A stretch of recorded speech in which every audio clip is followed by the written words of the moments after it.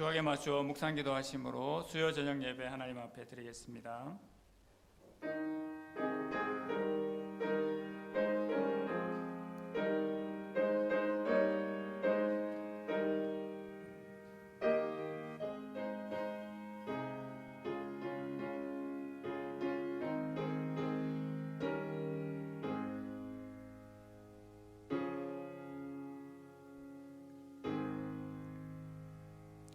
모든 영광과 존귀와 찬양을 받으시기에 합당하신 아버지 하나님, 오늘도 사랑하는 주의 백성들이 하나님 앞에 나와 예배하게 하시니 감사합니다. 오늘도 우리 심령과 마음을 다하여 하나님 앞에 예배하게 하여 주시옵소서.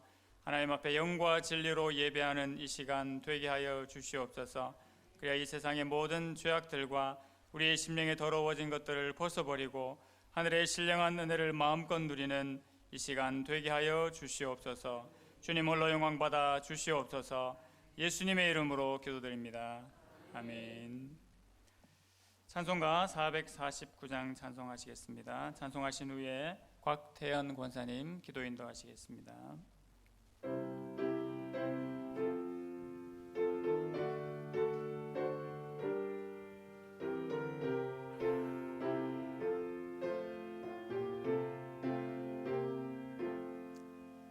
예수 따라가며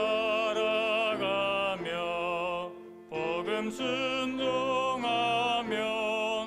우리 행할 길 완하겠네. 주를 의지하며 순종하는 자를 주가 늘 함께 하시리라. 순종하는 길은 예수 안에 즐겁고 복된 길이로다. 해를 당하거나 우리 고생할 때 주가 위로해 주시겠네. 주를 의지하며 순종하는 자를 주가 안위해 주시리라. 의지하고 순종하는 길은 예수 안에 즐겁고 복된 길이로다.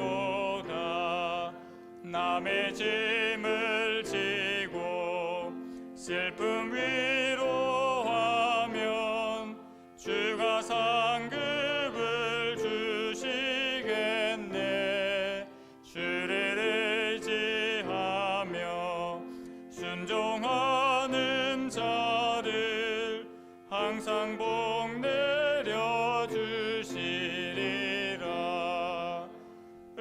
의지하고 순종하는 길은 예수 안에 즐겁고 복된 길이로다. 우리 받은 것을 주께 다 드리면 우리 기쁨이 넘치겠네. 주를 의지하며 순종하는 자를 은혜 풍성케 하시리라. 의지하고 순종하는 길은 예수 안에 즐겁고 복된 길이로다. 주를 힘입어서 말씀 잘 배우고 주를 모시고 살아가세. 주를 의지하며 항상 순종하면 주가 사랑해 주시리라. 의지하고 순종하는 길은 예수 안에 즐겁고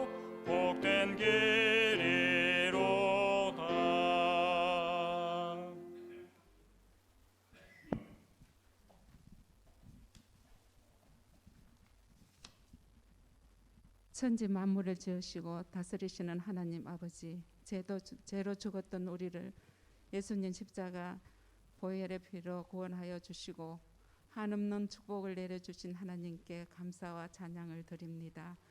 오늘 3일 수요 예배는 드리는 우리 모두에게 하나님 함께하여 주시고 드려지는 예배가 사랑과 진정으로 예배를 드리게 하여 주시옵소서. 지난낮 알게 모르게 지은 모든 죄를 용서하여 주시옵소서. 우리 목사님에게 건강을 주시고 지혜를 주셔서 우리 문화의 양들에게 좋은 말씀의 양식을 주시옵소서. 동역하시는 우리 부교육장님들에게도 같은 은혜를 내려 주시옵소서. 우리 문화 교회가 십자가의만을 자랑하는 예수님만을 사랑하는 물된 동산 같은 교회로 부흥 발전하게 하여 주시옵소서. 코로나19 전염병이 이 지구상에 만연하여 우리의 시름이 더해가고 우리 가정의 경제가 너무나 어렵고 힘이 들고 있습니다.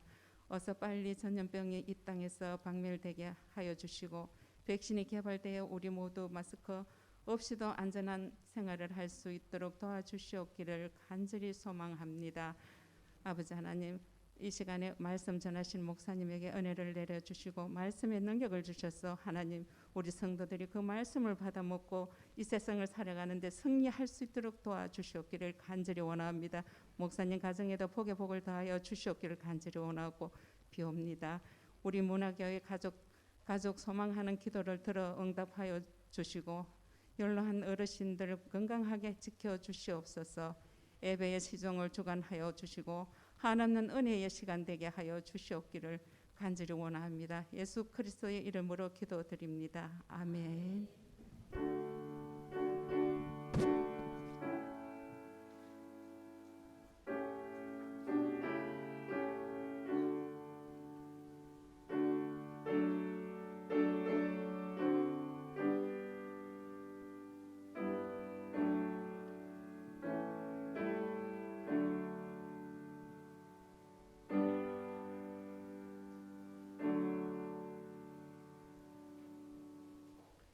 함께 말씀 보시겠습니다. 오늘 함께 보실 말씀은 구약성경 에스라 5장 1절에서 5절까지 말씀입니다.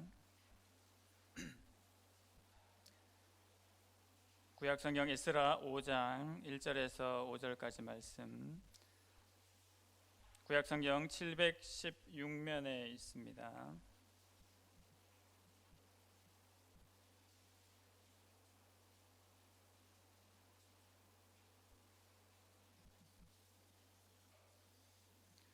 말씀을 한 절씩 교독하겠습니다. 5장 1절입니다. 선지자들 곧 선지자 학개와 이도의 손자 스가랴가 이스라엘의 하나님의 이름으로 유다와 예루살렘에 거주하는 유다 사람들에게 예언하였더니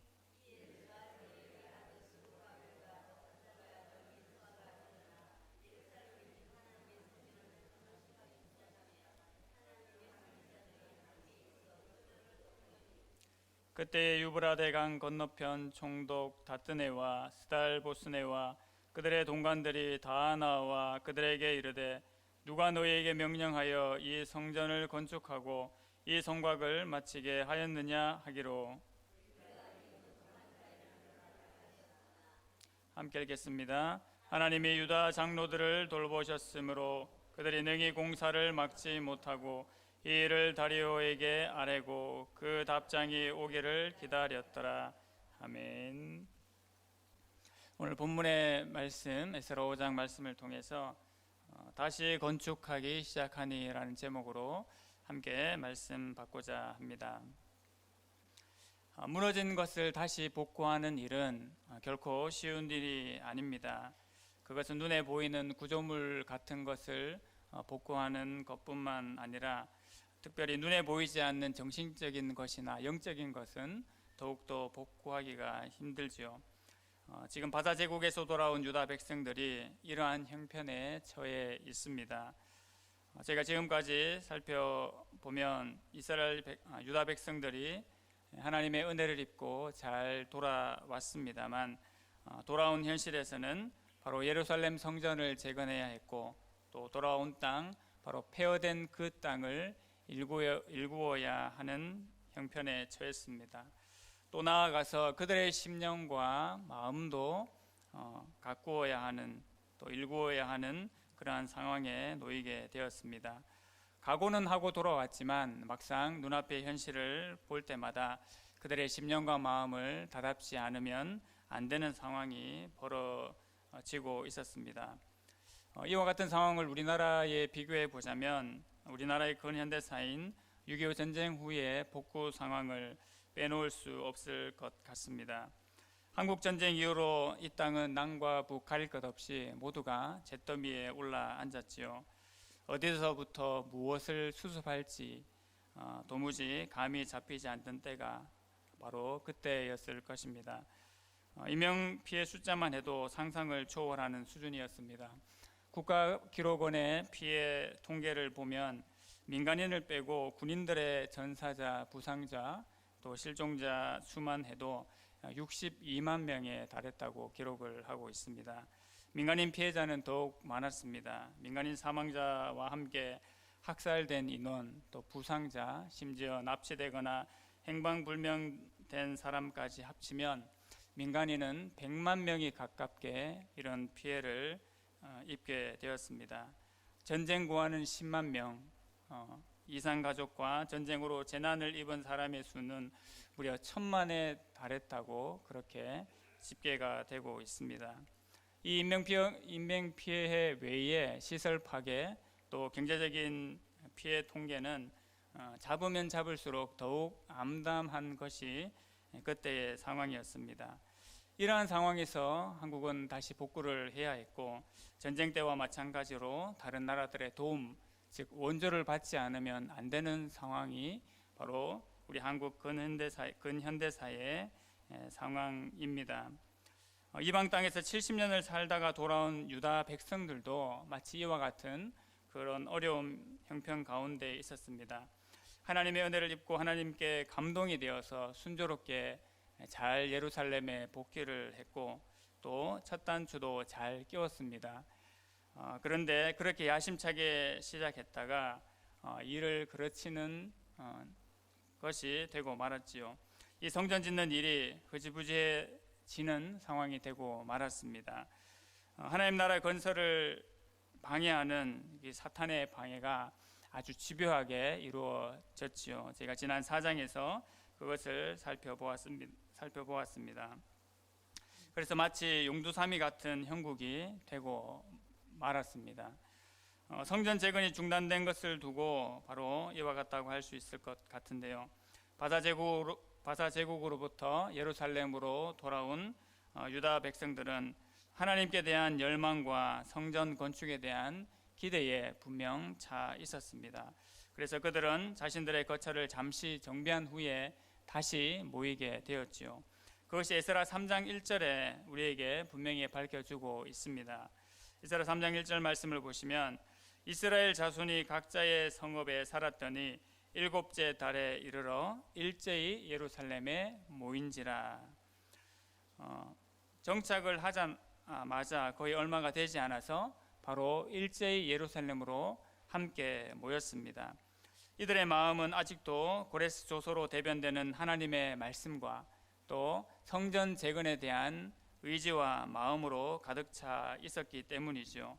이것은 당연한 일이었습니다. 지금 그들은 하나님의 말씀을 받았고 또 하나님의 말씀에 감동되었기 때문에 그것이 실제로 움직여져서 이런 의지를 가지고 이렇게 모이게 된 것이었습니다.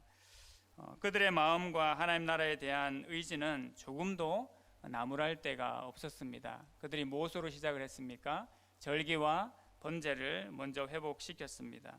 그리고 하나님 앞에 자신들을 바르게 세우고 또 기도하고 하나님 앞에 드리기를 힘썼습니다. 아주 순조롭고 또 하나님께서 기뻐하시는 그런 행보들을 잘 진행해 나갔지요. 그런데 무엇이 문제였습니까? 바로 이 만만치 않은 현실이 점점 그들을 힘들게 만들었고 또 영적으로도 해이해지게 만들었습니다. 사단은 늘 현실이라는 이 어려운 숙제를 우리에게 주어서 하나님 나라가 건설되는 것을 방해하고 또 아주 치밀하고 또 적극적으로 우리를 공격하고 있습니다. 유다 백성에게는 바로 르훔과 심세라는 인물이 문제의 인물로 다가왔었죠. 그들이 뇌물을 주어서 심지어 없는 이야기까지 만들어서 바로 유다 백성들을 공격하고 이 성전 짓는 것을 조직적으로 방해했습니다. 이러한 외부적인 방해가 있었고, 내부적으로는 폐허된 삶의 터전과 가난이라는 어려움이 또한 산재되어 있었습니다.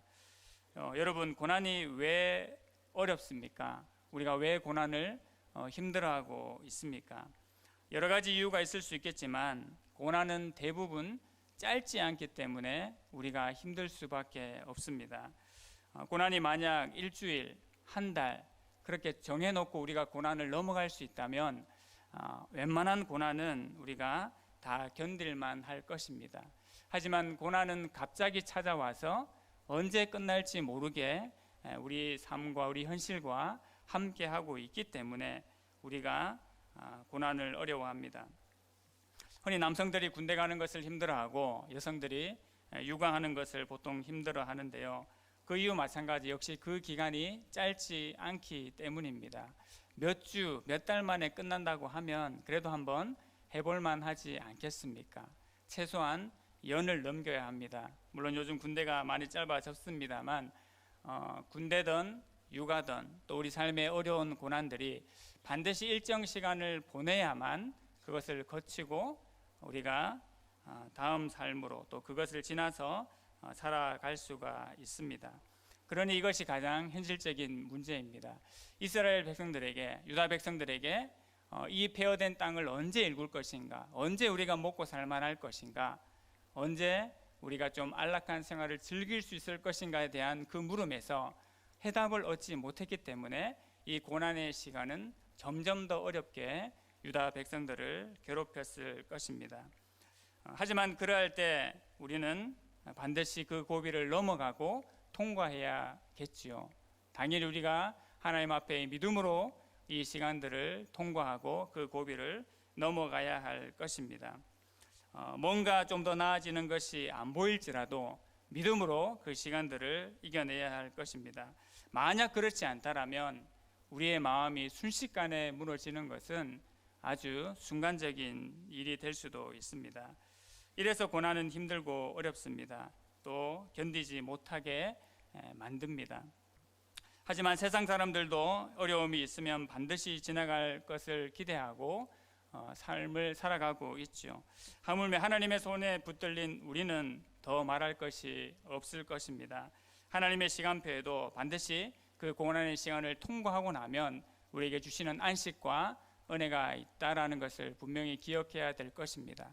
그리고 하나님께서 우리가 고난의 시간들을 지날 때에 마냥 그 고난의 시간 속에 우리를 내어버려 두시지 않습니다. 그 고난의 시간 과정 가운데서도 반드시 우리를 살피시고 위로하시고 그것을 이길 만한 힘과 능력을 우리에게 부어주시기 때문이죠. 이것을 믿고 우리가 믿음으로 나아가야 되는 것이 반드시 필요합니다. 그래서 말씀과 찬송과 기도로 이 어려움들을 돌파할 수 있는 힘이, 은혜가 우리 가운데 있어야 될 줄로 믿습니다. 그런데 이것을 믿고 하나님을 의지하지 못하면 이 현실이 우리를 어렵게 만들고 또 우리의 생각을 오히려 반대로 바꿔 놓게 되지요. 유다 백성들에게 이러한 외부적인 방해 또 내부적인 어려움이 지속되자 이들은 누가 하지 말라고도 하지 않았는데 스스로 그냥 물러났던 것을 우리가 보지 않았습니까? 그들이 내린 결론이 무엇이었습니까? 아직은 때가 아니다. 때가 아니기 때문에 우리가 할 수 없다라고 스스로 그렇게 결단하고 결정짓고 물러나 버렸습니다. 그래서 그 성전 재건이 역사상 속에서 얼마나 중단이 되었습니까? 주전 536년에 시작되었던 성전 재건이 무려 주전 520년이 되어서야 다시 재건이 되었습니다. 무려 16년 동안 길게 중단이 되어 있다가 다시 시작하게 된 것을 오늘 본문이 우리에게 알려주고 있습니다. 오늘 본문 1, 2절 말씀을 한번 다 같이 보시겠습니까? 선지자들 곧 선지자 학개와 이또의 손자 스가랴가 이스라엘의 하나님의 이름으로 유다와 예루살렘에 거주하는 유다 사람들에게 예언하였더니 이에 스알디엘의 아들 스룹바벨과 요사닥의 아들 예수아가 일어나 예루살렘에 있던 하나님의 성전을 다시 건축하기 시작하며 하나님의 선지자들이 함께 있어 그들을 돕더니라고 오늘 본문을 시작하고 있습니다. 오늘 본문 5장에 있어서 1, 2절은 가장 중요한 부분이라고 해도 과언이 아닐 부분입니다. 학개 스가랴 선지자가 바로 하나님의 이름으로 말씀을 선포하고 그 말씀을 받은 특별히 지도자인 스룹바벨과 예수아가 일어나서 하나님의 성전을 건축하게 되는 것을 우리에게 보여주고 있습니다. 그리고 하나님의 선지자들이 함께 이 일을 도왔다고 오늘 본문 1, 2절은 말하고 있죠. 학개 스가랴 선지자가 유다 사람들에게 예언하였다고 했습니다. 예언 무슨 말입니까? 바로 하나님의 뜻을 알려주는 것, 하나님의 말씀을 대언하는 것을 말하고 있죠.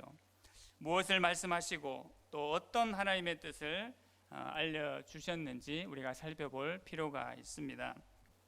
1절의 내용대로 바로 학개 스가랴 선지자를 통해서 우리가 그 내용을 알 수가 있는데요. 특별히 학개서 스가랴서를 통해서 우리가 그것을 알 수 있는데 학개와 스가랴서는 구약의 맨 끝부분에 위치해 있습니다. 구약의 맨 마지막이 학개, 스가랴, 말라기 그렇게 구약이 마무리가 되죠. 학개는 2장의 말씀으로 구성이 되어 있습니다. 그리고 그 2장 속에 모두 4개의 메시지로 구분이 되어 있습니다. 이 메시지는 모두 다리오 왕, 오늘 본문 5장에 나오는 다리오 왕 2년째에 일어난 그 하나님의 말씀을 기록을 하고 있습니다. 첫 번째 메시지가 다리오 왕 2년 6월 1일이라고 정확하게 명시하고 있습니다. 학개 선지자를 통해서 스룹바벨과 예수아에게 말씀이 임했는데요. 저희가 지난주에 살펴보신 것처럼 학개의 대표적인 말씀 1장 4절 말씀에 이 성전이 황폐하였거늘 너희가 이때에 판벽한 집에 거주하겠느냐 이것이 옳으냐라는 학개 선지자의 말씀이 있었습니다. 하나님의 성전은 지금 황폐해진 가운데 있는데 너희가 지금 판벽한 집에 잘 꾸며진 집에 그렇게 살고 있는 것이 옳으냐라고 학개 선지자가 단도직입적으로 그렇게 이야기를 하고 있죠. 또한 그들에게 문제가 이것만이 아니었습니다. 그들의 농산물 또 그들의 가축에게 피해가 있었음을 학개 선지자는 말하고 있습니다. 그로 인해서 또 소출이 줄게 되었지요. 그리고 여호와 하나님께서 말씀하시기를 너희는 자기의 행위를 살펴보아라 라고 학개 선지자를 통해서 말씀하십니다. 그리고 산에 올라가서 나무를 가져다가 하나님의 성전을 지으라고 그렇게 말씀하시죠. 내가 그것으로 말미암아 기뻐하고 영광을 얻을 것이라고 하나님께서 더불어 말씀을 하셨습니다. 이것이 다리오 왕 2년 6월 1일에 선포되었을 때 이 말씀을 듣고 지도자들과 백성들이 반응을 하여서 성전 건축을 언제 재개했냐 하면 학개서의 기록에 의하면 다리오 왕 2년 6월 24일에 바로 성전 건축을 재개하였음을 우리가 알 수가 있습니다. 그동안 16년 동안 무려 이렇게 긴 기간 동안 성전 건축이 중단되었는데 말씀을 받고 이 말씀에 동의하여 지도자들과 백성들이 움직였더니 한 달도 되지 않아서 이런 역사를 다시 시작할 수 있게 된 것입니다. 학개서의 메시지는 이것으로 끝나지 않습니다. 4가지의 메시지가 있다라고 말씀을 드렸는데요. 두 번째 메시지는 역시 다리오 왕 2년 7월 21일에 하나님께서 말씀을 주셨습니다. 성전 공사는 다시 시작을 했는데 문제가 생겼습니다. 여기저기서 불만의 목소리가 나오기 시작했지요.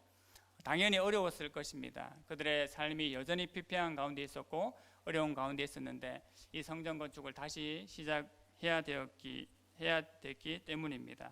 그러다 보니까 이상한 불만들도 나왔습니다. 과거 솔로몬 성전보다 이 지금 우리가 짓고 있는 성전이 너무 볼품없다, 너무 초라하다라고 그렇게 또 말을 하기 시작했죠. 학개 선지자가 이것을 두고 백성들을 격려합니다. 스룹바벨과 예수아에게 하나님께서 너희와 함께 하시기 때문에 너희는 사람들의 말에 귀를 기울이지 말고 그 일을 계속해서 진행할 것을 그렇게 격려합니다. 내가 사람의 말을 듣고 사람을 보지 아니하고 하나님의 영광을 바라보고 이 일을 할 것을 바로 격려하고 독려하고 있습니다. 학개서 2장 7절에서 9절 말씀을 한번 보시겠습니까? 학개 선지자가 이렇게 하나님께 학개 선지자를 통해서 이렇게 말씀하십니다. 또한 모든 나라를 진동시킬 것이며 모든 나라의 보배가 이르리니 내가 이 성전의 영광이 충만하게 하리라. 만군의 여호와의 말이니라. 은도 내 것이요 금도 내 것이니라. 만군의 여호와의 말이니라. 이 성전의 나중 영광이 이전 영광보다 크리라. 만군의 여호와의 말이니라. 내가 이곳에 평강을 주리라. 만군의 여호와의 말이니라 라고 말씀을 하십니다. 계속적으로 이 말씀이 누구의 말씀인지를 말씀하고 계시지요. 다른 사람의 말이 아니라, 다른 어떤 선지자 얘기가 아니라 만군의 여호와 하나님께서 이러한 은혜와 능력들을 베풀어 주실 것을 바로 학개 선지자를 통해서 말씀하고 계십니다. 그래서 백성들이 다시 힘을 얻고 계속해서 성전을 건축하게 되지요.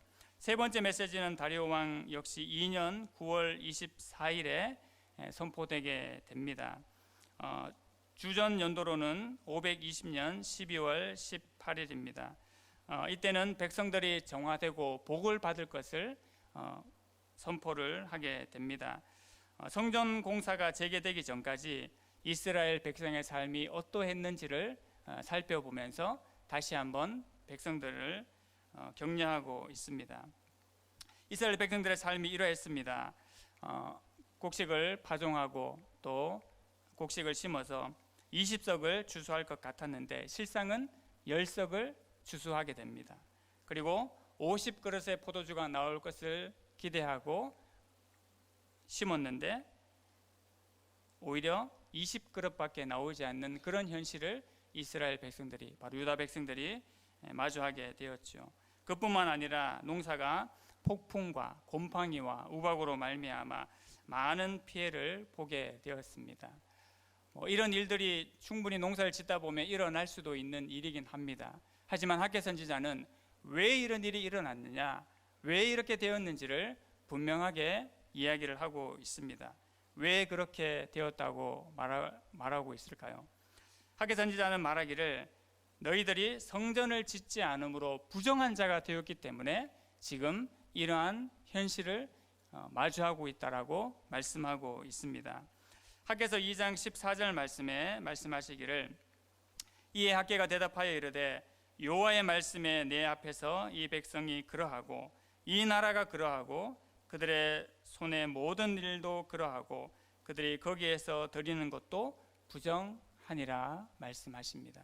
모든 것을 통틀어서 하나님 앞에 부정하게 되었음을 말씀하고 있습니다. 거룩한 땅으로 돌아오기는 했지만 땅으로 돌아온다고 해서 자동적으로 거룩하게 되어지지 않습니다. 성전을 짓고 하나님을 바라보아야 할 자들이 현실에 함몰되어서 하나님을 뒤로 했기 때문에 지금 그들은 부정하게 되었다고 말씀하고 있습니다. 이것을 두고 학개 선지자가 그 이유를 명확하게 이야기하고 우리가 할 일은 이 중단된 성전을 짓는 것으로부터 다시 회복하고 시작되어야 됨을 말씀하고 있습니다. 하나님을 바라볼 때 하나님께서 복과 은혜를 주시겠다고 말씀하시는 것입니다. 마지막 네 번째 메시지는 같은 날에 선포된 것인데요. 세 번째 메시지와 마찬가지로 다리오 왕 2년 9월 24일 역시 주전 520년 12월 18일에 선포된 말씀입니다. 학개서에서는 학개서의 맨 끝부분에 기록되어 있는 말씀입니다. 2장 20절부터 23절까지의 내용입니다. 여기에서는 지도자 스룹바벨을 견고하게 하시는 하나님의 말씀입니다. 하나님께서 뭐라고 말씀하시냐면 스룹바벨을 통해서 모든 적들을 다 멸하시겠다고 선언하시는 하시는 것입니다. 하나님께서 하늘과 땅을 진동시킬 것이고 여러 왕국들의 보좌를 엎을 것이고 또 여러 나라 세력들을 멸할 것이라고 말씀하고 계십니다. 특별히 스룹바벨에게 내가 너를 인장으로 삼겠다고 하는 메시지를 주셨습니다. 인장이 무엇입니까? 바로 도장을 새긴 반지로서 왕의 고난을 상징하고 있습니다. 내가 너를 그런 존재로 세웠다. 그런 존재로 세워서 이 일을 하게 하였으니 두려워 말고 이 일을 시작하라고 스룹바벨을 독려하고 견고하게 하십니다. 바로 하나님의 사랑과 신임을 입은 자로 여기시겠다고 하나님께서 말씀하시는 것이지요. 역시 스가랴서에서 스룹바벨에게 명하시는 말씀이 있습니다. 한번 보시겠습니까? 하나님께서 천사를 통해서 스가랴 선지자에게 말씀을 하셨는데요. 먼저는 이 일이 힘으로 되지 아니하고 능력으로 되지 아니하고 오직 나의 신으로 된다고, 오직 나의 영으로 된다고 하나님께서 먼저 말씀을 하십니다. 그리고 저희가 잘 아시는 말씀 스가랴 4장 7절에서 9절 말씀입니다. 함께 우리 한번 합독하시겠습니다. 큰 산아 내가 무엇이냐, 내가 스룹바벨 앞에서 평지가 되리라. 그가 머릿돌을 내놓을 때에 무리가 외치기를 은총이 그에게 있을지어다 하리라 하셨고, 여호와의 말씀이 또 내게 임하여 이르시되 스룹바벨의 손이 이 성전의 기초를 놓았은즉 그의 손이 또한 그 일을 마치리라 하셨나니 만군의 여호와께서 너희에게 보내신 줄을 내가 알리라 하셨느니라. 아멘. 바로 대적자들을 하나님께서 다 멸하여 주시겠다고 스룹바벨에게 말씀하시는 거죠. 특별히 말씀하시기를 큰 산일지라도, 큰 대적과 문제가 있을지라도 너 스룹바벨 앞에서 다 평지가 되게 하겠다라고 하나님께서 선포하시고 말씀하십니다. 하나님 앞에 믿음과 소망을 둔 자에게 바로 이러한 은혜와 능력을 주실 줄로 믿습니다. 우리 역시 하나님 앞에 은혜와 소망을 가질 때에 큰 산과 큰 문제가 우리 앞에 놓여 있을지라도 하나님의 말씀에 순종하여 나아갈 때에 그것이 하나님의 뜻이라면 하나님께서 그것을 무너뜨려서 평지와 같게 하실 것을 우리는 분명히 믿어야 할 것입니다. 이 능력의 말씀이 선포되어지므로 바로 스룹바벨과 예수아가 힘을 얻게 되고 성전 건축을 드디어 재개할 수가 있게 되었죠. 바로 이 일을 시작하신 하나님께서 이 일을 결국은 마무리하실 것입니다. 바로 이러한 은혜가 나타남으로 말미암아 이스라엘 백성들이 성전 건축을 재개할 수가 있었습니다. 근데 여러분, 여기까지가 끝입니까? 하나님의 말씀이 선포되고 이 말씀에 동의한 지도자들과 백성들이 움직임으로 말미암아 드디어 성전 건축이 완성이 되었을까요? 네, 그것으로 끝나지 않았습니다. 이 일은 역시 이전에도 진행이 되었지요. 바사 제국에서 돌아온 백성들이 이 일을 이렇게 시작하지 않은 것이 아니지 않습니까? 이미 2장을 지나서 3장에서 그 일에 착수를 했습니다. 하지만 그 사단의 공격으로 대적들의 공격으로 말미암아 이 일이 중단이 되었습니다. 이번에도 마찬가지입니다. 방해하는 세력들이 여전히 나타나게 됩니다. 성전 재건에 대한 도전이 역시 있었던 것을 바로 에스라 오늘 본문 5장 3절이 이야기를 하고 있습니다. 한번 보시겠습니까? 그때 유브라데 강 건너편 총독 다뜨네와 스달보스네와 그들의 동관들이 다 나와 그들에게 이르되 누가 너희에게 명령하여 이 성전을 건축하고 이 성곽을 마치게 하였느냐 하기로. 4장에서 우리의 눈을 그스르게 하는 인물이 르훔과 심세였다면 5장에 또 이 두 인물이 나오죠. 이름도 독특한 사람들입니다. 다뜨네, 스달보스네라는 사람이 다시 제동을 걸게 됩니다. 이들은 바사 제국 강 건너편을 통제하는 총독들이었습니다.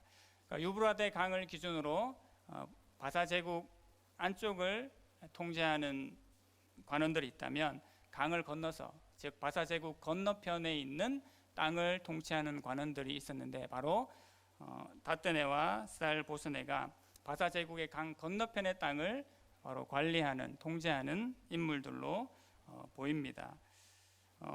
이 예루살렘의 역사를 가만히 지켜보고 있을 수가 없었지요. 그래서 이들이 사장의 로움과 심새처럼 나타나서 이 일에 대하여서 묻게 됩니다. 물론 사장에 나왔던 로움과 심새처럼 아주 적극적으로 그리고 막무가내로 이 성전 건축을 방해하지는 않은 것으로 보입니다. 그래도 나라의 관원들이 나와서 이 현장에 출동을 해서 왜 일이 이렇게 진행되었냐고 묻는 것은 유다 백성들 입장에서는 결코 좋은 것만은 아니었죠. 하지만 분명히 여기에서는 달라진 점이 있습니다. 무엇입니까? 그 전에 반응했던 유다 백성들의 모습이 여기서는 그대로 나타나고 있지 않다는 사실입니다. 그 전과 같은 모습이 아니었지요. 바로 4절, 5절이 그것을 보여주고 있습니다.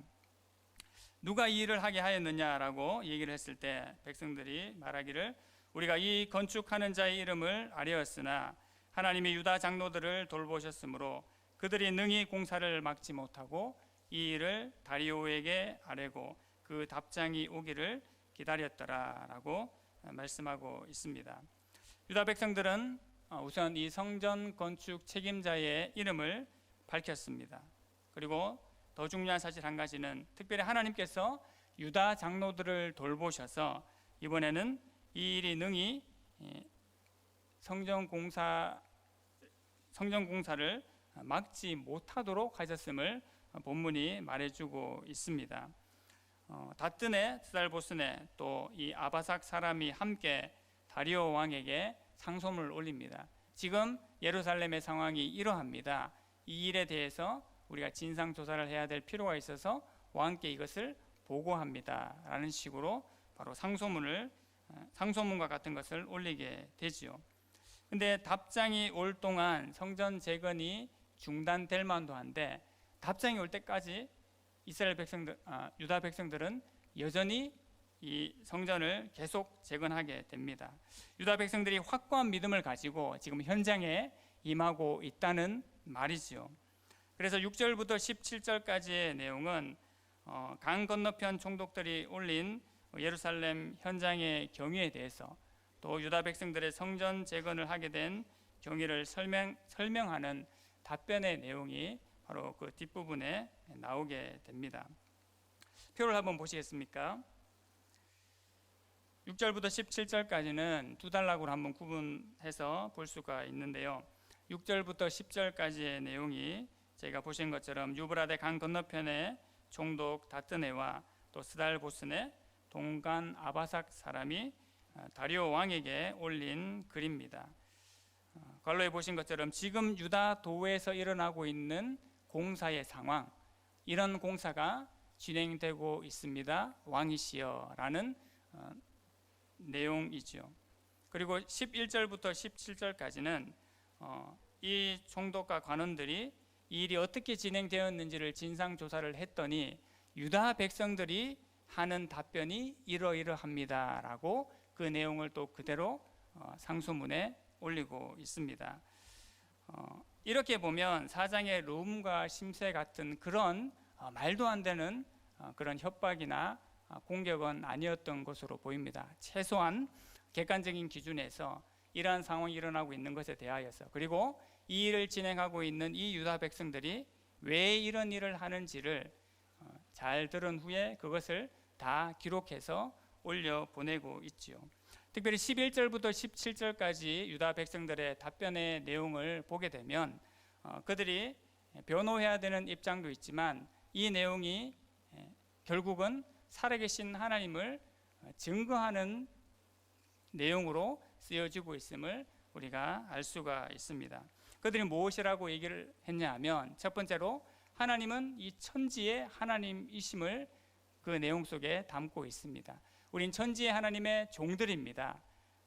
그러하기 때문에 우리가 그 땅으로부터 바사 제국으로부터 돌아와서 이 성전을 건축하고 있음을 밝히지요. 그리고 그렇게 된 이유 두 번째로 하나님께서는 살아계셔서 죄를 벌하시는 분이심을 말씀하십니다. 우리가 원래 하나님의 백성이었는데 하나님 앞에 범죄함으로 말미암아 우리가 징계를 받아서 바사 제국으로 갔었고, 하나님께서 다시 우리를 회복해 하심으로 우리가 돌아오게 되었음을 밝힙니다. 마지막 세 번째로 하나님께서 결국 고레스 왕을 통해서 바사 제국의 선왕이었던 고레스 왕을 통해서 지금 이 일을 하게 하셨고, 그 일에 따라서, 그 명령에 따라서 우리가 이 일을 하고 있음을 밝히고 있습니다. 결국 자신들에 대한 변호의 내용이 조금도 거짓이 없을 뿐만 아니라 살아계신 하나님을 그대로 증거하고 대변하는 내용이 되었습니다. 특별히 유다 백성들의 답변 내용은 사실을 담고 있을 뿐만 아니라 당당함을 가지고 있음을 우리가 내용을 알 수 있습니다. 무엇보다도 천지 하나님을 구체적으로 드러내고 있고, 특별히 마지막 절은 다리오 왕에게 어떻게 말하고 있는지를 잘 보여주고 있습니다. 5장 17절 제일 마지막 절입니다. 이제 왕께서 좋게 여기시거든 바벨론에서 왕의 보물 정각에서 조사하사 과연 고레스 왕이 조서를 내려 하나님의 이 성전을 예루살렘에 다시 건축하라 하셨는지 보시고 왕은 이 일에 대하여 왕의 기쁘신 뜻을 우리에게 보이소서 하였더라. 유다 백성들이 아주 자신 있어 보이지 않습니까? 바사 제국 같은 그 거대한 제국인데 어떤 일을 시행하게 하였으면 최소한 그 기록쯤은 있지 않을 것입니까? 다리오 왕이여 보십시오. 선왕 고레스께서 분명히 이 일을 진행하게 하셨습니다. 찾아보시고 확인이 되시면 어떤 것이 선한 일인지, 왕을 기쁘시게 하는 뜻인지 우리에게 보여달라고 그렇게 당당하게 이야기를 하고 있습니다. 바로 이러한 은혜가 유다 백성들에게 나타나게 되었습니다. 앞서 서두에 6.25 전쟁 후에 그 복구 상황을 잠깐 얘기를 했었습니다.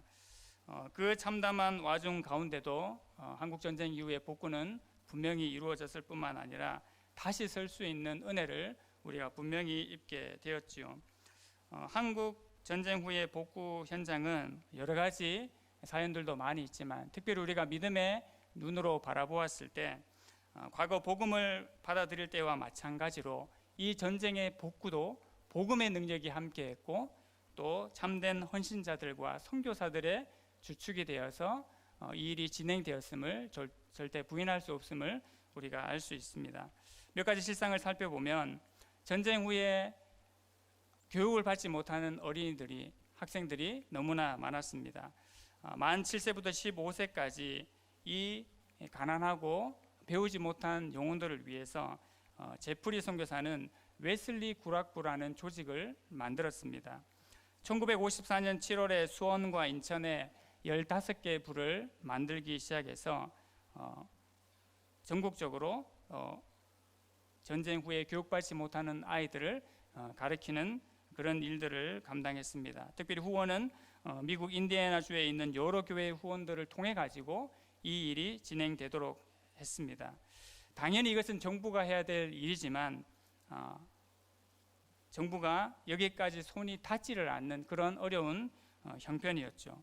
그래서 교회를 중심으로 결국 이런 일들을 하게 된 것입니다. 여건이 갖추어지기까지 기다리는 것은 너무나 많은 시간들이 걸렸고, 어린 영혼들을, 어린 학생들을 최대한 이렇게 세워서 어려운 환경 가운데서도 이 아이들이 배움의 길을 걸을 수 있도록 바로 기회를 열어 주었습니다.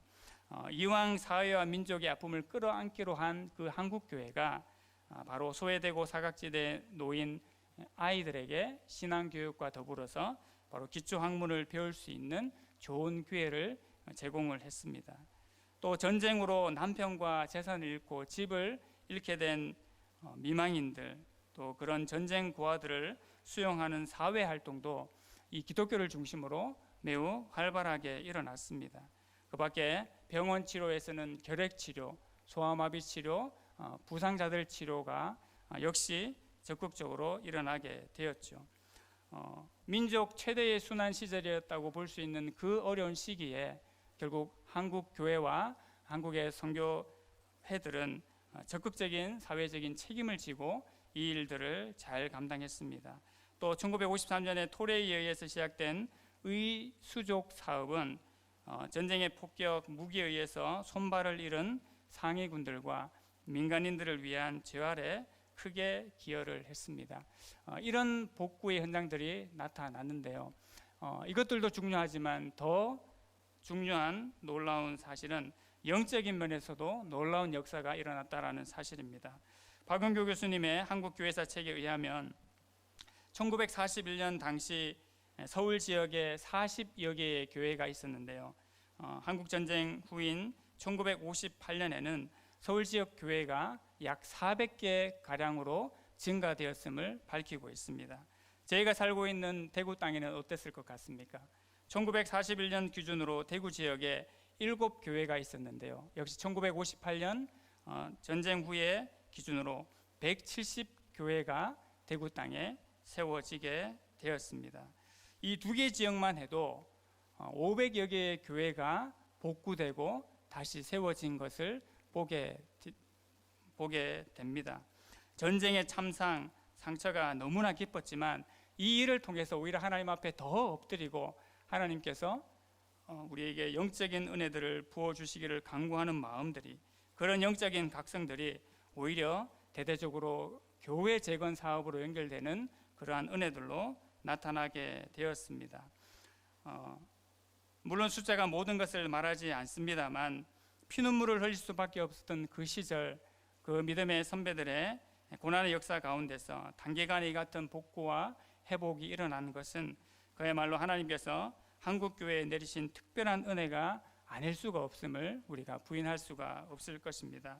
오늘 본문을 보시게 되면 분명히 말씀이 임하였고 지도자들이 의지를 가지고 이 일을 진행하게 되었습니다. 우리에게 말씀이 임할 때에, 하나님께서 말씀을 주실 때에 그것이 하나님의 뜻이라는 확신이 들면은 우리가 어떻게 해야 되겠습니까? 우리 역시 일어나야 합니다. 그것에 대하여서 반응할 수 있는 주의 백성들이 되어야 할 것입니다. 무려 16년 동안 침묵에 갇혀 있었을지라도 주의 말씀이 임할 때에 의지를 가지고 일어나 움직일 수 있는 힘이 바로 지도자들과 백성에게서 일어났습니다. 오늘 스룹바벨과 예수와 그리고 유다 백성들이 다시 성전을 건축할 수 있었던 중요한 이유가 무엇입니까? 분명한 하나님의 말씀을 깨닫고 또 그 말씀에 동의가 되었을 때 하나님 그렇습니다, 하나님 그러합니다, 저희가 틀렸고 제가 틀렸고 하나님의 말씀이 맞습니다 라고 하는 동의가 있었습니다. 그리고 그 말씀대로 행하겠나이다 라는 심령을 가지고 바로 몸을 일으켜 움직이는 일이 있었기 때문에 이 일이 이루어질 수가 있었습니다. 우리의 믿음은 반드시 지식과 동의와 신뢰를 수반하게 되어 있습니다. 무엇을 말합니까? 알고 마음으로 느끼고만 끝나지 않는다는 말씀입니다. 나아가서 하나님께서 기뻐하시는 그 일을 기꺼이 실행할 수 있고 기꺼이 감당할 수 있는 그 의지와 능력을 우리에게 부어주신다는 것이지요. 코로나 기간, 코로나 구간을 우리가 통과하고 있습니다. 더불어서 우리 삶 속에 복구하고 재건되어야 될 일들 우리가 생각해보고 또 분명히 그 산재된 것들을 찾고 실행하는 은혜가 우리 가운데 있어야 될 줄로 믿습니다. 다른 것들도 돌아봐야 되겠지만 내 영혼을 위해서 무엇을 돌아볼 것인가, 그리고 내가 돌아보고 돌보아야 될 영혼들이 누구인가, 기도의 자리에 나아가지 못하고 소홀히 했던 것들을 다시 하나님께로 돌이키는 그 일들을 복구하고 재건해야 될 것입니다. 그리고 무엇보다도 하나님이 기뻐하는 뜻이라면 하나님, 내가 마음으로 동의했을 뿐만 아니라 내가 몸을 일으켜 이 일을 행하겠나이다 라는 그 결단과 의지를 가지고 하나님 앞에 행하는 은혜가 우리 가운데 있어야 될 줄로 믿습니다.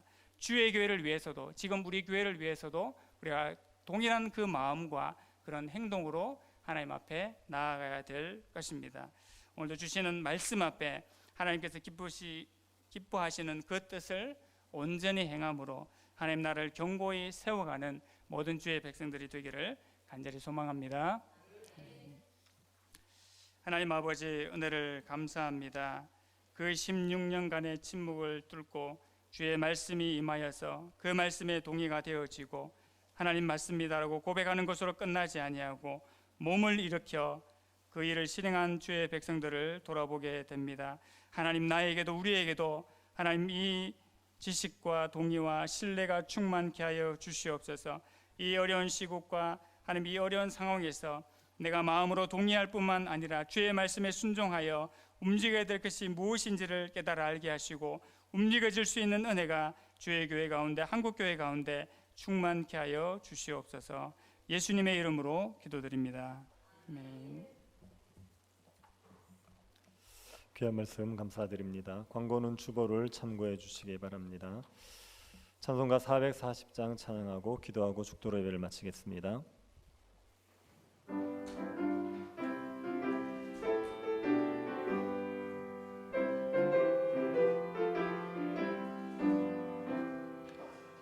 어디든지 예수 나를 이끌면 어디든지 예수 함께 가려네.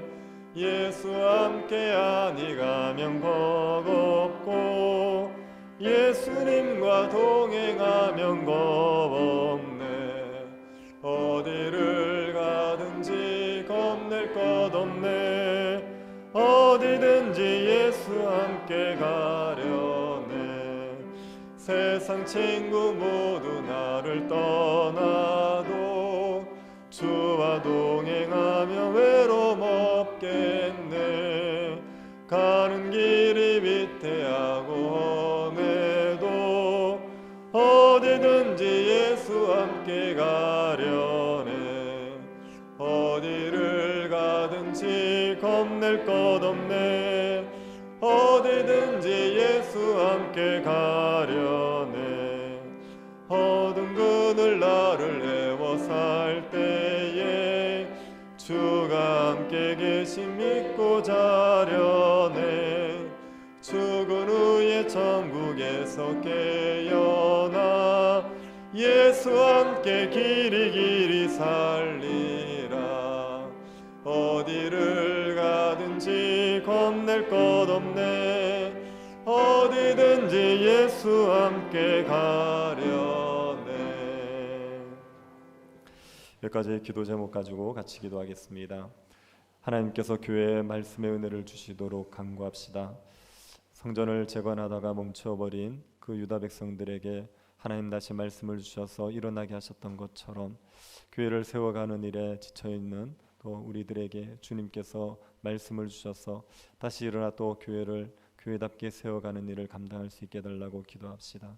교육자들 하나님의 말씀에 헌신되게 하여 주시고 진리의 말씀을 바르게 선포할 수 있게 해달라고 기도해 주시고 또 하나님께서 말씀을 주실 때 성도들이 순종하여서 말씀에 순종함으로 말미암아 하나님의 일에 함께 헌신하게 하여 주셔서 교회가 충만하게 자라갈 수 있게 해달라고 기도해 주시기 바랍니다. 예배당 이전의 문제를 주님께서 간섭하여 주셔서 교회가 더 충만해지는 기회가 되게 해달라고 기도해 주십시오. 성도들의 신앙과 가정과 직장 위에서 하나님께서 은혜 베풀어 달라고 기도해 주시고 병중에 있는 성도들을 위해서 기도해 주시고 수험생들, 취업을 준비하는 청년들, 주일학교 학생들 하나님께서 은혜 베풀어 주시기를 같이 한번 기도하겠습니다. 하나님 아버지, 저희들에게 은혜를 주셔서 교회를 은혜 가운데 섬기게 하여 주신 것을 감사드립니다.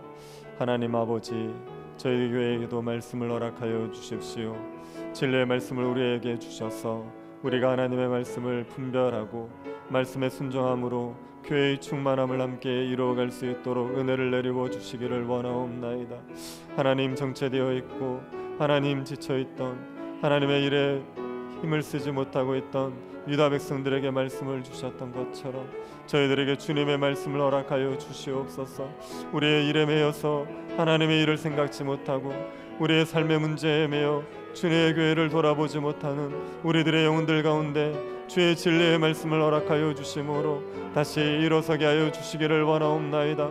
하나님의 교회를 세워가는데 저희들이 다시 헌신할 수 있도록 은혜를 주십시오. 하나님의 교회를 충만케 하는데 저희들이 다시 헌신하며 하나님 앞에 나아갈 수 있도록 저희들에게 역사하여 주시기를 원하옵나이다.